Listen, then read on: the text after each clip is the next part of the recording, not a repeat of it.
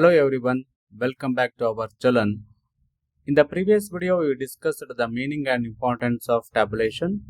In today's class, we are going to learn the next topic, objectives of tabulation. We know that tabulation means presenting data in the form of rows and columns.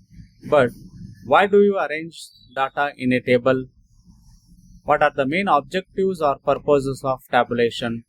Tabulation helps us to understand and simplify a large amount of data, present it systematically, make comparison easier, and help in statistical analysis.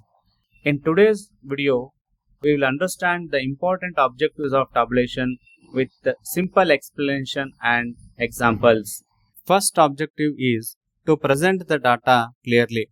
Tabulation is a scientific process involving the presentation of classified data in an orderly manner. When the data are tabulated, all necessary details and repetitions are avoided, and also the readers gets a very clear idea of what a table represents. The main objective of tabulation is to present a large amount of data in a clear, simple and systematic form. ಮೊದಲನೇ ಉದ್ದೇಶ ಏನು ಅಂತಂದ್ರೆ ದತ್ತಾಂಶಗಳನ್ನ ಸ್ಪಷ್ಟವಾಗಿ ಪ್ರಸ್ತುತಪಡಿಸುವುದು ಅಂತ ಹೇಳ್ತೇವೆ ನಾವು. Tabulation ಏನ್ ಮಾಡ್ತೈತಿ ಅಂದ್ರೆ ದೊಡ್ಡ ಪ್ರಮಾಣದಲ್ಲಿರುವಂತಹ ದತ್ತಾಂಶಗಳನ್ನ ಸ್ಪಷ್ಟ, ಸರಳ ಮತ್ತು ವ್ಯವಸ್ಥಿತ ರೂಪದಲ್ಲಿ ಪ್ರಸ್ತುತಪಡಿಸುವಂತಹ ಕೆಲಸವನ್ನ ಮಾಡ್ತೈತಿ. ಟ್ಯಾಬ್ಯುಲೇಷನ್ ದ ಒಂದು ಪ್ರಮುಖವಾದ ಉದ್ದೇಶ ಇದು ಅಂತ ನಾವು ಹೇಳ್ತೀವಿ. Second objective is to facilitate comparison. Since a table is divided into various parts and different parts, there are totals and subtotals. The relationship between different parts of the data can be clearly understood with the help of table. ಹೋಲಿಕೆಯನ್ನ ಸುಗಮಗೊಳಿಸುವಂತಹ ಕೆಲಸವನ್ನ ಮಾಡ್ತೈತಿ. ವಿವಿಧ ರೀತಿಯ ಗುಂಪುಗಳನ್ನ, ಸ್ಥಳಗಳನ್ನ, ಅವಧಿಗಳನ್ನ, ವಸ್ತುಗಳನ್ನ ನಾವು ಏನ್ ಮಾಡಬಹುದು ಅಂದ್ರ ಹೋಲಿಕೆ ಮಾಡಬಹುದು. ಉದಾಹರಣೆ ಹೇಳೋದಾದ್ರೆ ಸೇಲ್ಸ್ 2024ರಿಂದ 26ವರೆಗೆ ಎಷ್ಟಾಗೈತಿ ಸೇಲ್ಸ್ ಅಂತ ನಾವು ಬರೆದ್ರೆ ಒಂದ್ ಕಡೆ ಇಯರ್, ಒಂದ್ ಕಡೆ ಸೇಲ್ಸ್ ಅಂತ ಟೇಬಲ್ ಫಾರ್ಮೆಟ್ ಒಳಗೆ ತೋರಿಸಿದ್ರೆ ಏನಾಗತ್ತ, ನಮ್ಗ ಈಸಿ ಕಂಪ್ಯಾರಿಸನ್ ಮಾಡೋದಕ್ಕೆ ಸಹಾಯ ಆಗತ್ತ. ಟೇಬಲ್ ಅಂದ್ರೆ ಅರ್ಥ ಏನ್ ತಿಳ್ಕೊಬಹುದು ನಾವು, ಈಸಿ ಕಂಪ್ಯಾರಿಸನ್ ಅಂತ ತಿಳ್ಕೊಬಹುದು. Third objective to facilitate statistical process. The datas are arranged in a table with a title and number. They can be provide a proper base for statistical analysis and calculation. A frequency table can be used to calculate mean, median, mode, standard deviation. ಮೂರನೇ ಉದ್ದೇಶ ಏನಂತ ಹೇಳ್ತೀವಿ ಅಂದ್ರೆ ಸಂಖ್ಯಾಶಾಸ್ತ್ರೀಯ ಪ್ರಕ್ರಿಯೆಯನ್ನ ಸುಗಮಗೊಳಿಸುವುದು ಅಂತ ಹೇಳ್ತೀವಿ. ಈ ಟೇಬಲ್ ಫಾರ್ಮೆಟ್ ಒಳಗೆ ನಾವೇನ್ ಡಾಟಾಗಳನ್ನ ಅರೇಂಜ್ ಮಾಡ್ತೀವಿ, ಇವುಗಳು ಮುಂದೆ ನಮ್ಗ ಸಂಖ್ಯಾಶಾಸ್ತ್ರೀಯ ಒಂದು ವಿಶ್ಲೇಷಣೆ ಮತ್ತು ಲೆಕ್ಕಾಚಾರವನ್ನ ಮಾಡೋದಕ್ಕೆ ಆಧಾರವಾಗಿ ಇವುಗಳು ಇರ್ತಾವ. ಮೀನ್, ಮಿಡಿಯನ್, ಮೋಡ್, ಸರಾಸರಿ, ಮಧ್ಯಮ, ಮೋಡ್ ಮತ್ತು ಸ್ಟ್ಯಾಂಡರ್ಡ್ ಡಿವಿಷನ್ ಅನ್ನುವಂತಹ ಟೆಕ್ನಿಕ್ಸ್ ಗಳನ್ನ ನಾವು ಸ್ಟಾಟಿಸ್ಟಿಕ್ಸ್ ದಲ್ಲಿ ನೋಡ್ತೀವಿ.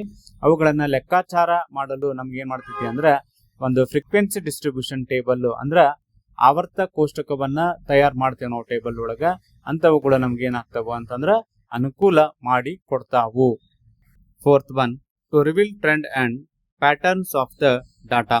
Tabulation identifies patterns with the figures which cannot be seen in the verbal form, and also it helps us to identify changes, trends and pattern in the data over a period of time. ಈ ದತ್ತಾಂಶಗಳು ಏನ್ ಮಾಡ್ತಾವು ಅಂತಂದ್ರ ಡಾಟಾದ ಪ್ರವೃತ್ತಿಗಳನ್ನ ಮತ್ತ ಮಾದರಿಯನ್ನ ನಮ್ಗ ತಿಳಿಸಿಕೊಡ್ತಾವ. ಒಂದು ನಿರ್ದಿಷ್ಟ ಅವಧಿಯಲ್ಲಿ ಆಗುವಂತಹ ಬದಲಾವಣೆಗಳನ್ನ, ಪ್ರವೃತ್ತಿಗಳನ್ನ, ಮಾದರಿಗಳನ್ನ ಗುರುತಿಸೋದಕ್ಕ ಕೋಷ್ಟಕಗಳು ನಮ್ಗ ಏನ್ ಮಾಡ್ತೈತಿ, ಸಹಾಯವನ್ನ ಮಾಡ್ತೈತಿ.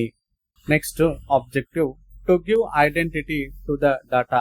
Tabulation gives data a proper form, structure and meaning. By arranging it, understand suitable heading, rows and column. ದತ್ತಾಂಶಗಳಿಗೆ ಕೋಷ್ಟಕ ಏನ್ ಮಾಡ್ತೈತಿ ಅಂತಂದ್ರ ಒಂದು ಗುರುತನ್ನ ನೀಡ್ತೈತಿ. ನಾವು ವಿವಿಧ ರೀತಿಯ ಶೀರ್ಷಿಕೆಗಳನ್ನ, ಸಾಲುಗಳನ್ನ, ಕಾಲಂಗಳ ಅಡಿಯಲ್ಲಿ ತೋರಿಸುವುದರ ಮೂಲಕ ಸರಿಯಾದ ರೂಪ, ರಚನೆ ಮತ್ತ ಅರ್ಥವನ್ನ ಈ ಕೋಷ್ಟಕಗಳು ಟ್ಯಾಬ್ಯುಲೇಷನ್ ನೀಡ್ತೈತಿ. Objective to save time and space.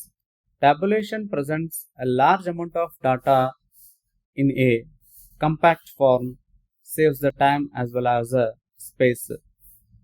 Large ಡಾಟಾಗಳನ್ನ ಏನ್ ಮಾಡ್ತೈತಿ, ಕಂಪ್ರೆಸ್ ಮಾಡುವಂತ ಕೆಲಸವನ್ನ ಮಾಡ್ತೈತಿ, ಕಡಿಮೆ ಮಾಡತೈತಿ, ಅವಧಿಯನ್ನ ಉಳಿಸ್ತೈತಿ. ಓದುಗರಿಗೆ ಏನ್ ಮಾಡುತ್ತ, ಇದು ಬಹಳಷ್ಟು ಸಹಾಯವನ್ನ ಮಾಡ್ತೈತಿ. ಒಂದು ಪ್ಯಾರಾಗ್ರಾಫ್ ಓದುವುದರ ಬದಲಾಗಿ ಒಂದು ಟೇಬಲ್ ಫಾರ್ಮ್ಯಾಟ್ ಒಳಗ ನಾವು ಅದನ್ನ ಓದಿದ್ರೆ ಸರಳವಾಗಿ ಅತ್ಯಂತ ಕಡಿಮೆ ಸಮಯದಲ್ಲಿ ಅದನ್ನ ಓದಬಹುದು, ಅಂಡರ್ಸ್ಟ್ಯಾಂಡ್ ಕೂಡ ಮಾಡ್ಕೋಬಹುದು.